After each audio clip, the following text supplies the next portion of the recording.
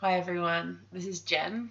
I recently posted about what Diastasis Recti is and how to check if you have it.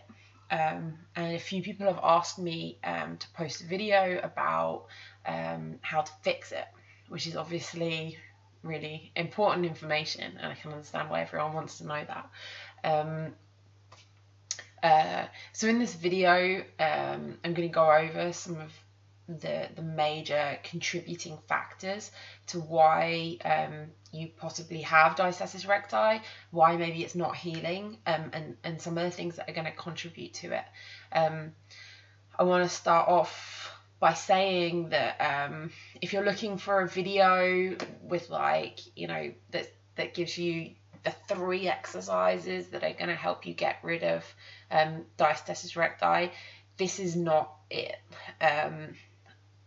I will post future videos explaining some diastasis recti friendly exercises that you can do. But understanding diastasis recti and why we have it and how to heal it, it's so much bigger than just doing certain exercises for it. There's so much more to it than that, and fundamentally it's about it's about understanding how the core works and working with that core, that basic function of the core, and that's so misunderstood and so misrepresented in the fitness industry, and in the health industry in general. So there's a really big re-education process that needs to take place, I think, in society in general, to understand how the core works before we can even start to understand how we can fix diastasis recti or any other kind of core dysfunction, like back pain and pelvic floor issues and things like that. So I'm going to go over the major kind of factors that will contribute, and the major factors that you need to address in order to ensure that you're doing what you can to fix your diastasis recti. And it's probably not going to be what you think at all. So the first factor is breathing. It's simply breathing mechanics. Most people have a chest breathing pattern or a paradoxical breathing pattern, which I might even go as far as to say maybe the reason why you have diastasis recti in the first place. And that's a bit of a controversial comment, and I'll probably get some backlash for that, but I genuinely believe there's a really big link between those two things.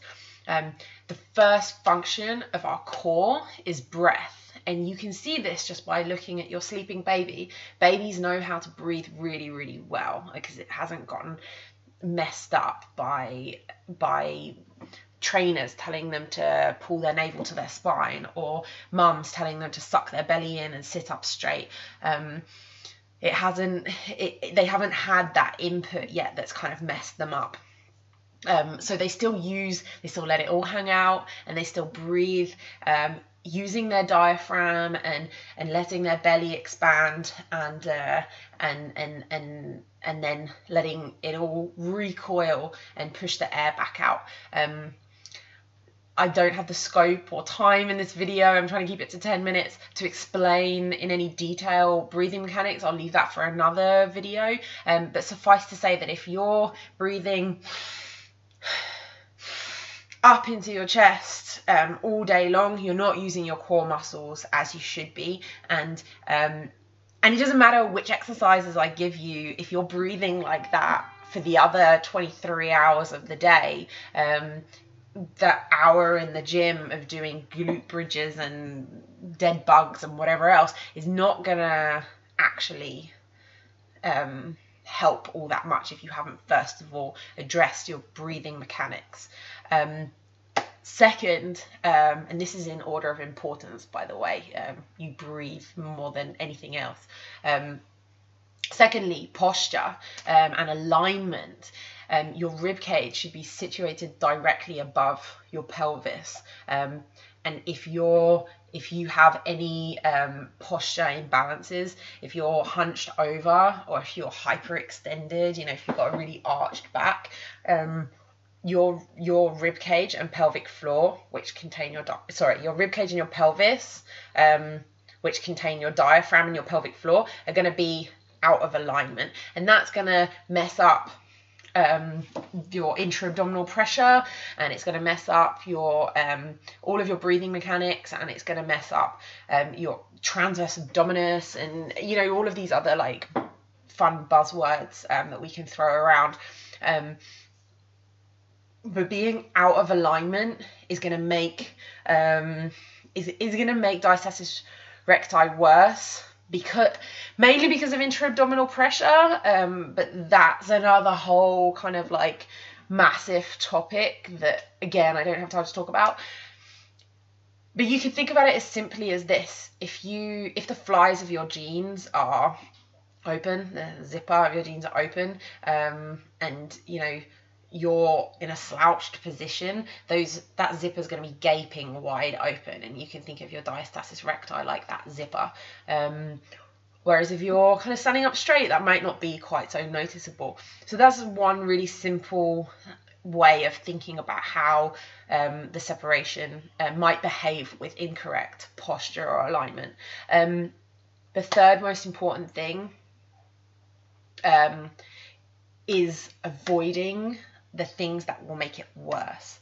So if you didn't get the memo already, stop doing crunches, stop doing sit-ups, stop doing leg raises, stop doing planks, and stop doing push-ups. For some of you, you may also need to stop doing deadlifts. If that's relevant, you may need to stop doing pull-ups if you're into more like intense strength training, which can be really frustrating, I understand. All of these things are going to make it worse, because it increases intra-abdominal pressure. Right now, your core muscles are not strong enough to be holding them in. If you actually look at your belly and check your belly, or if the trainer who's, you know, got you doing 100 sit-ups a day actually checks your belly, when you're doing crunches, it will be tenting or making a triangle, or however you want to describe it. And this can't be good. This isn't going to make you have a flat belly, and this isn't going to make your the stretched fascia, the stretched connective tissue in between your six-pack muscles, is not going to make it join back together miraculously. Stop doing those things. It's going to make it worse, and that includes when you get out of bed in the morning and you do the big kind of sit-up to get up, and you hold your breath and throw yourself up and do this massive like crunch-like action. That's also going to make it worse. So please stop doing that too. There's a whole list of things that can make diastasis recti worse, and it's on an individual basis, and it's not good, right, wrong. There's a whole sliding scale. But again, that's an entirely different blog post.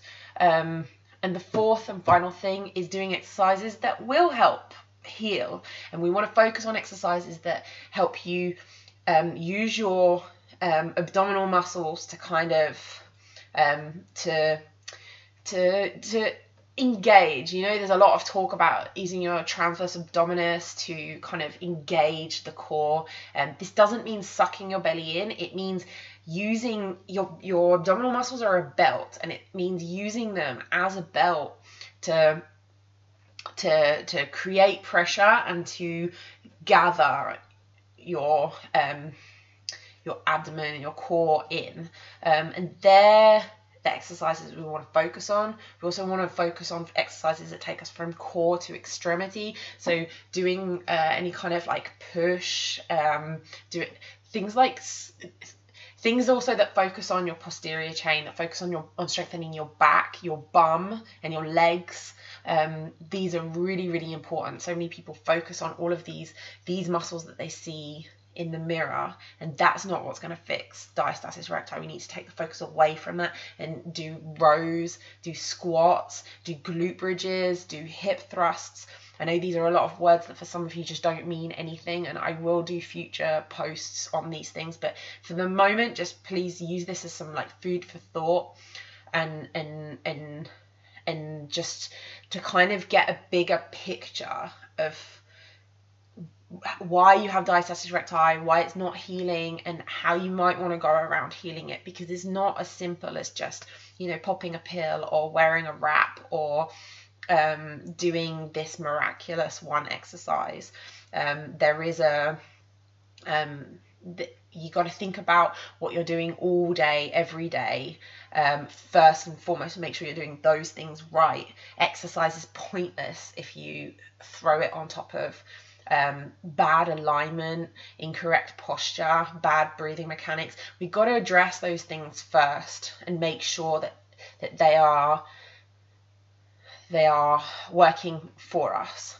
There are lots of other factors that affect diastasis recti and the healing of diastasis recti, and they include, without going into any detail, they include rest and recovery. Are you sleeping enough? Like, if you're not sleeping enough, the body restores itself when you sleep. If you're not getting enough sleep, it's harder for the body to recover and to mend those tissues that are stretched and that are damaged.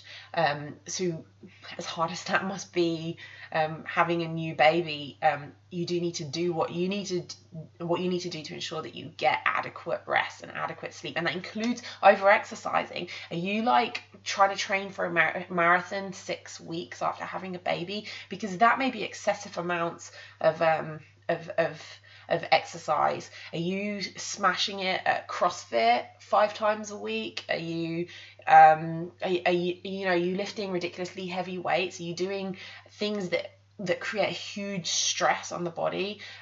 Because that's also going to prevent you from recovering. What about nutrition? Making sure that you get the vitamins and minerals that your body needs, making sure that you get the macronutrients, the protein that your body needs, the carbs that your body needs, the fats that your body needs, making sure that you're getting sufficient quantities of these things is going to help you recover. And if you're not getting them, you're not gonna recover in the same way. This is just some of the things that can stress can be in the form of not sleeping enough or over exercising or not eating the right thing, but also it could be emotional stress. Like, what do you have going on in your life at the moment? Do you have postpartum depression? Are you struggling with motherhood and this new identity? Are you having conflicts with your partner? Because all of these things are also going to contribute to your stress levels and subsequently to your recovery.